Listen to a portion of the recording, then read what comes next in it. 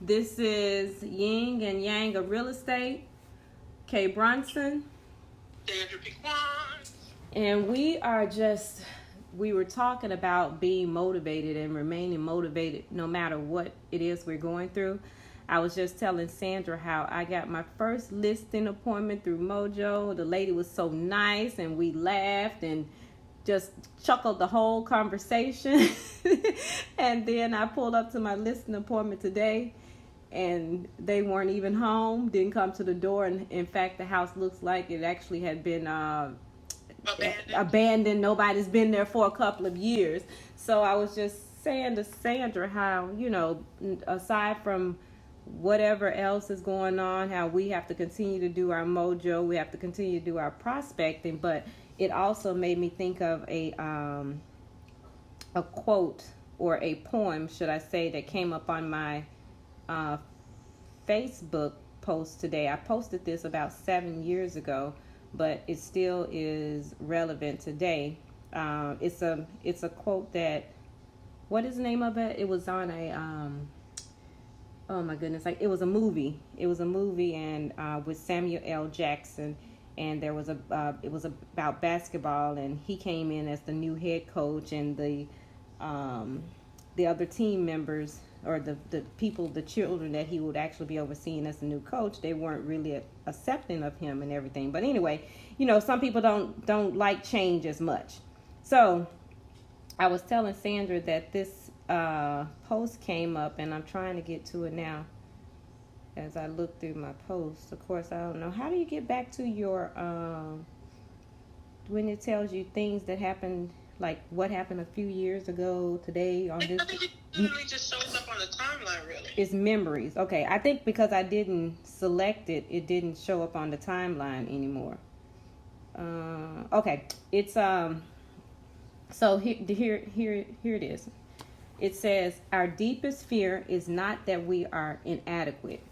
Our deepest fear is that we are powerful beyond measure. It is our light, not our darkness, that most frightens us. We ask ourselves, who am I to be brilliant, gorgeous, talented, fabulous? Actually, who are you not to be? You are a child of God. Your plain small does not serve the world. There is nothing enlightened about shrinking so that other people won't feel insecure around you. You are all means to we all have means, we all meant to shine, as children do. We were born to manifest the glory of God that is within us. It's not just in some of us, it's in everyone. And as we let our own light shine, we unconsciously give other people permission to do the same. As we are liberated from our own fear, our present automatically liberates others. And this is by Marianna Williamson. It's this is from The Return to Love. And so it was just, what'd you say, Sandra? Really beautiful. Yeah, so it's like, we're just overcoming fear. It's proven every day. Every day.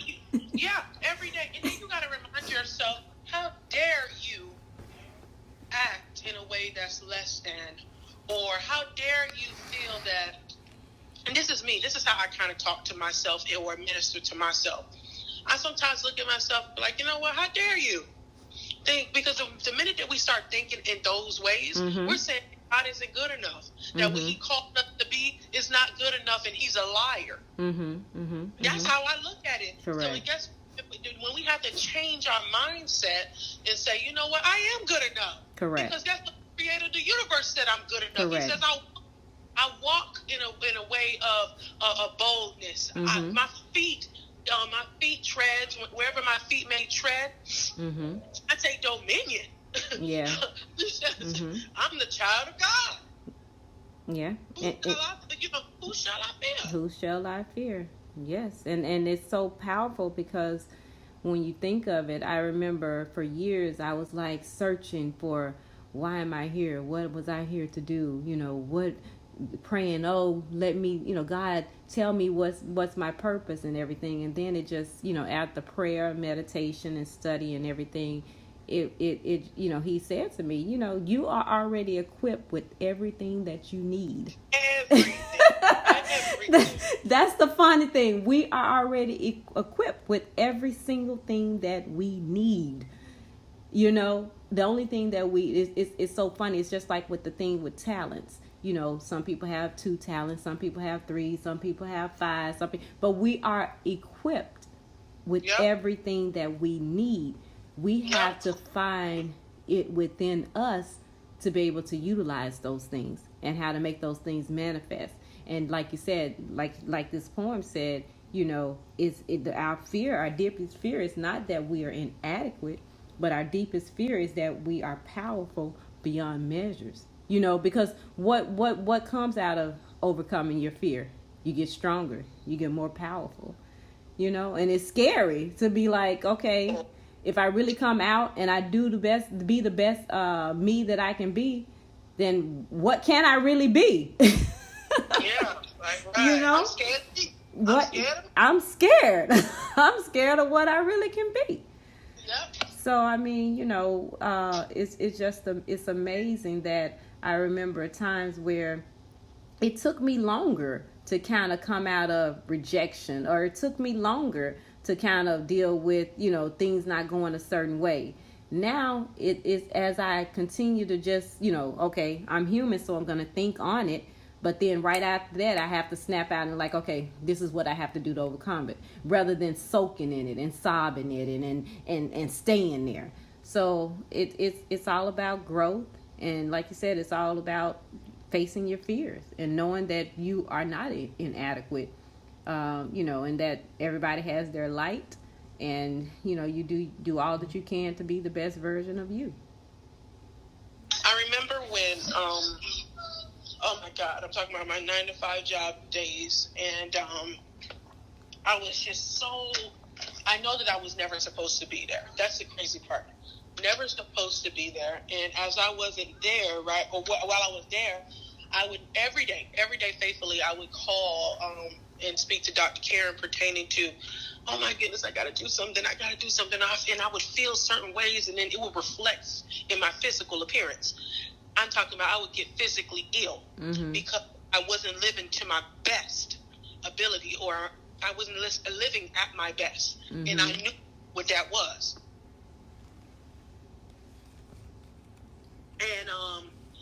And then as I was feeling that way and, just going through life and not pursuing all that I believed that I could do, girl, oh my gosh, oh my goodness. It was crazy. It started showing physically. And I used to go to the doctor and I say, I went to the doctor to go get checked out. And they said, there's nothing physically wrong with you. And I said, but yes, you don't see all this happening, hives and black around the eyes and this and this. I say, what probably was causing, and then I had to pray. I said, well, what's going on? And I had to realize I was making myself sick. When I wasn't pursuing my dreams, when I wasn't pursuing what I wanted to do, when I wasn't going after what I knew was in me, I was making myself sick. When I quit my job, girl, I felt like a whole different skin. I shed layers of skin. Literally. Because like I shared with you, I was literally making myself sick, so I physically was able to see the changes. Oh my goodness. And again, one of the best decisions that I ever made, but you understand that was for me. A lot of people go through different things where they hold themselves back, even if it's emotionally, mental. And, there's different areas in our life that happens where, like, just as it says, the fear of it, the fear of not moving forward, the fear of thinking we're not good enough, the fear of thinking, oh my goodness, if I actually attempt this, I might just fail. If I fail, everybody gonna be looking at me. Correct. Even when they walk in the room, they're like, I don't want to walk up to the front. That's the only place where the seat's at. They'd rather suffer in the back with their high heels on and their feet hurting. Yeah. Because they don't want to walk up front. Yeah. And again, everybody suffers a different area in their life, but it goes back to what that poem said. You know, how, and it goes, and I just think about it. How dare I?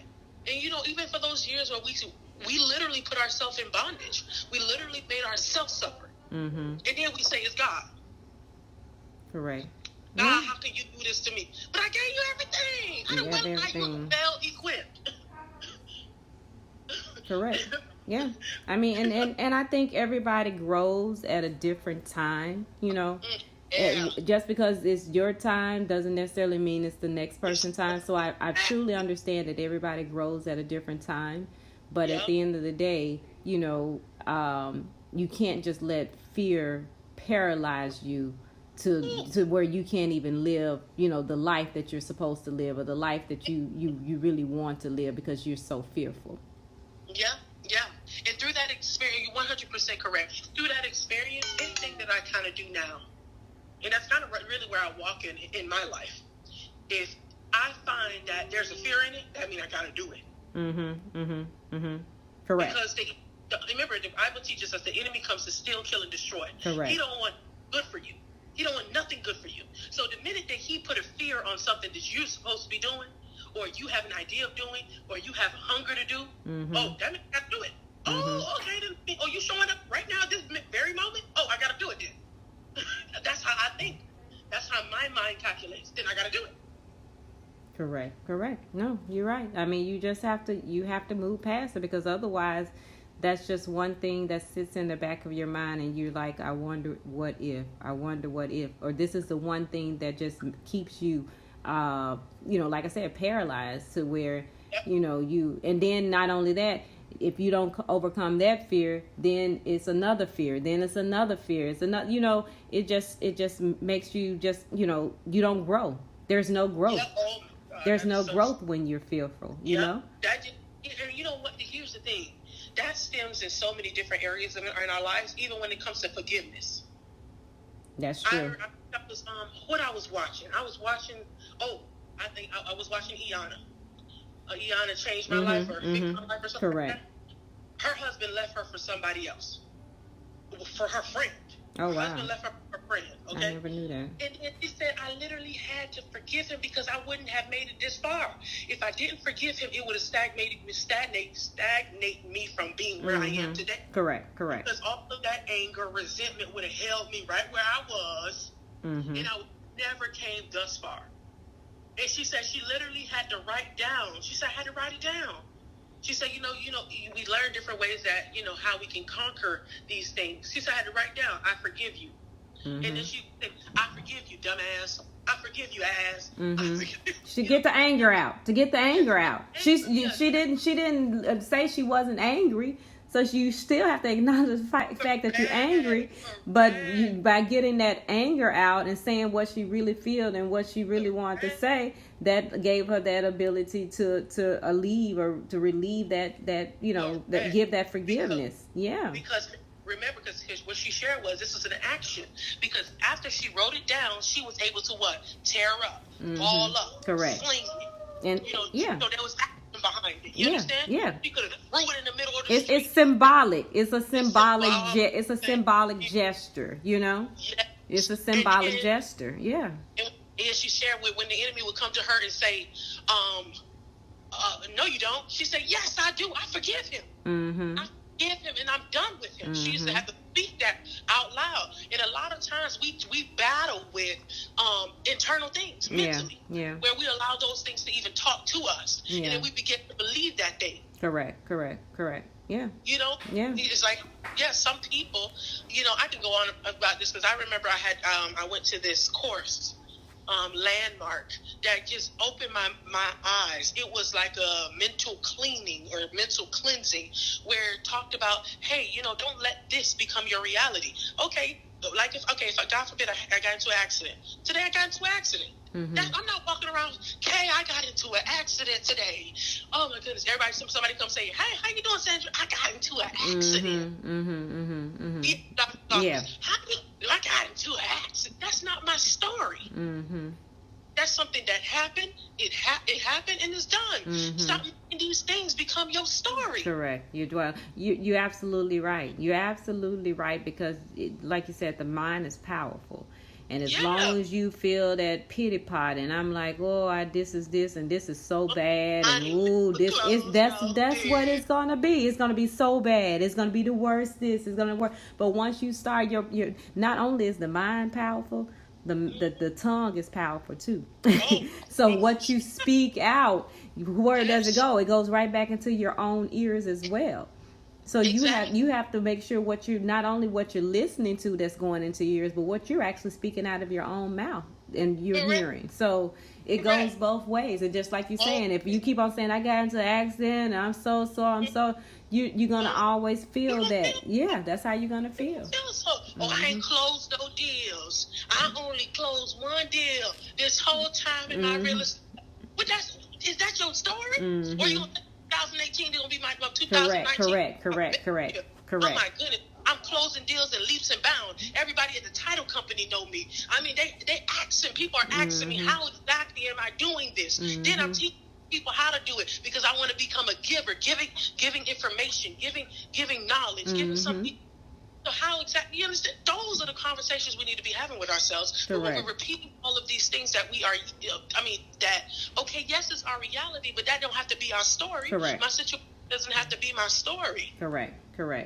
As soon as you realize, okay, you can come to the realization and realize, hey, this is where I am. Okay, this is what just happened. Okay, now how do I move forward?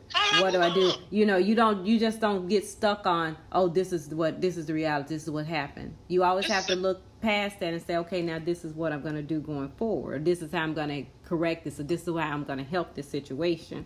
You have to be able to, to pull yourself out of that stage, so to speak. That stage, And embracing the creator in you.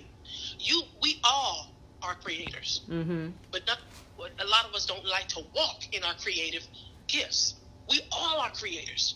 When a situation or a problem presents itself, you don't look at that like, oh my goodness, this what it is, y'all. This what it is. Please, you find a creative way to handle that thing. I remember when I first got my house, my mortgage was, oh my God.